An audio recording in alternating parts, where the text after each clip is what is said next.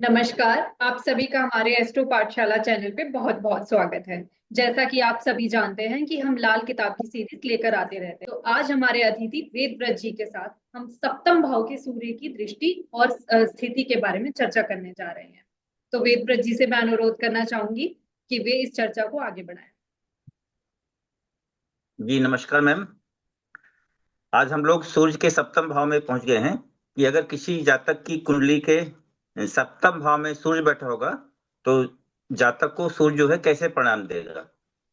ये जान बता दें कि लाल किताब के अनुसार जो है सूर्य जो है सप्तम भाव में कार्तिक महीने में आता है। जो हिंदी का महीना कार्तिक का महीना होता है, इस महीने में सूर्य जो है सप्तम भाव में आ जाता है और सप्तम भाव में सूर्य नीच का माना जाता है। यहाँ पे सूर्य आके अच्छे परिणाम नहीं देता है। नीच का हो गया तो सप्तम भाव में सूर्य अब आपके मतलब जो डे टू डे इनकम है उसको खराब कर देगा, पिताजी की हालत खराब कर देगा और मैरिज लाइफ को भी डिस्टर्ब कर देगा, पत्नी का स्वास्थ्य खराब कर देगा। ये चार पांच जो है चीजें ही खराब कर देता है अगर सूर्य सप्तम भाव में है तो। और ये स्थिति और खराब हो जाती है अगर सूर्य वहां अकेला बैठा हुआ है। अगर सप्तम भाव में सूर्य अकेला बैठा हुआ है तो इस स्थिति को और खराब कर देगा ये। और इसके साथ ही साथ अगर इसको यहाँ बुध का साथ मिल जाए तो कुछ बचाव हो जाता है, क्योंकि सप्तम भाव में बुध और शुक्र का घर है यहाँ पे।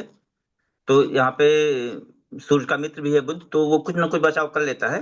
अगर लेकिन अगर सूर्य अकेला है या कोई खराब ग्रह है उसके, जो राहु बैठ गया या शनि बैठ जाए तो वो खराब कर देगा ये।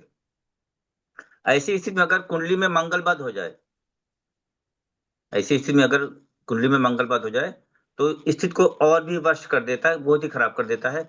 ऐसी स्थिति में पिता को मान सम्मान, पिता का स्वास्थ्य, पिता को हार्ट अटैक भी हो सकता है, डे टू डे इनकम खराब कर सकता है और पत्नी का स्वास्थ्य खराब कर सकता है। साथ ही साथ आपकी मैरिज लाइफ को भी डिस्टर्ब कर सकता है। सातवें घर का सूर्य बचाव जब ही हो सकता है जब सूर्य और बुध अच्छी स्थिति में हो, क्योंकि जो लाल किताब का मसनवी ग्रह का कॉन्सेप्ट है, इसमें सूर्य और बुध अगर कहीं बैठे हुए हैं एक साथ तो वहां पे मसनवी सूर्य बन जाता है। मतलब एक सूर्य आपके पास सप्तम भाव में है और सूर्य बुध जहां बैठे होंगे वहां एक सूर्य और बन जाएगा, तो आपकी कुंडली में दो सूर्य काम करने लगेंगे। तो इसकी स्थिति से आप कुछ उबर सकते हैं, स्थिति ठीक हो सकती है।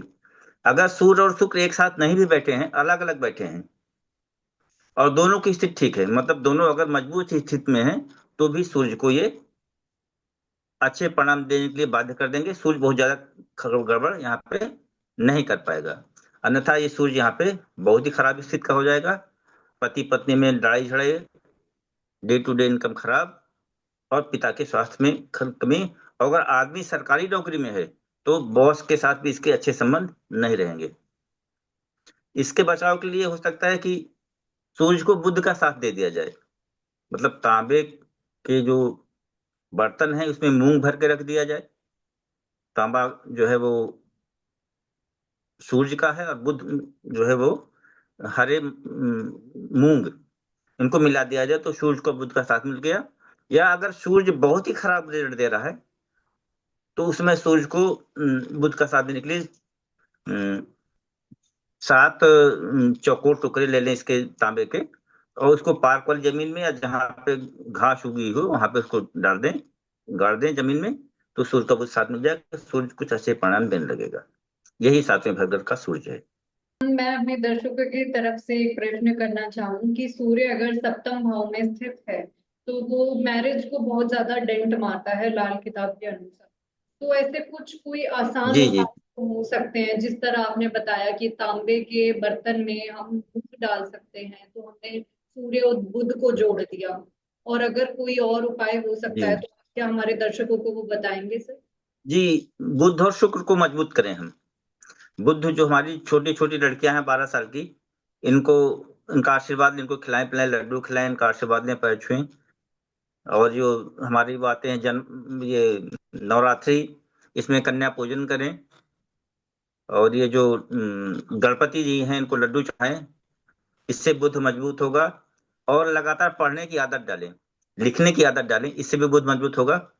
और गाय की सेवा करें, गाय को रोटी खिलाएं, इससे भी शुक्र मजबूत होगा। इससे शुक्र बुध और शुक्र जहां मजबूत पकड़ेंगे सूर्य अपने अच्छे परिणाम देने लगेगा। जैसा कि सर कहा जाता है कि सप्तम भाव में शनि भी दिग्बल होते हैं, लाल किताब के अनुसार भी। जी तो जी अगर शनि दिग्बल हो गए तो जी। फिर सूर्य को तो डबल डेंट पड़ेगा सर। नहीं, अगर सूर्य यहाँ शनि यहाँ पे नहीं है, कहीं बाहर है, तो कौन सा दिक्कत कर, कोई दिक्कत नहीं करेंगे ये। इसलिए दिक्कत होती है कि सूर्य मतलब इसमें नीच के हैं और शनि दिग्बली हैं। अगर शनि की स्थिति अच्छी होती चली जाएगी तो सूर्य की स्थिति खराब होती चली जाएगी। तो ये देखिए शनि की क्या स्थिति है। शनि बुध के मित्र हैं, सूर्य के भी मित्र हैं। तो बुध अगर इसमें इन्वॉल्व हो जाता है तो दोनों को बचा ले जाता है।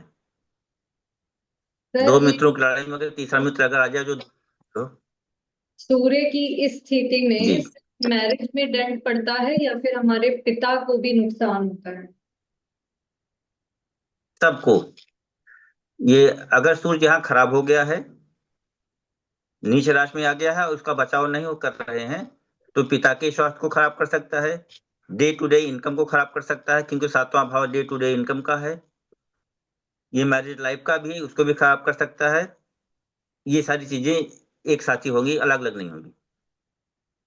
तो कुल मिलाकर कि सूर्य इस सप्तम भाव में अच्छा प्रभाव नहीं देता है और काफी सारी मुसीबतें भी दे जी देता जी है। मैं आपसे धन्यवाद करना चाहूंगी कि इस चर्चा को आपने बहुत ही सरल भाषा में समझाया और सूर्य की सप्तम भाव की स्थिति हम सबको समझ में आई। धन्यवाद वेदव्रत जी। और मैं अपने जी जी। सभी दर्शकों से अनुरोध करना चाहूंगी कि हमारे साथ इस लाल किताब की सीरीज में जुड़े रहिए और अगली बार सूर्य के 8वें घर में स्थिति के बारे में हमारे साथ इस बारे में जरूर जुड़े। धन्यवाद। हमारा चैनल सब्सक्राइब और लाइक करना ना भूलें। धन्यवाद।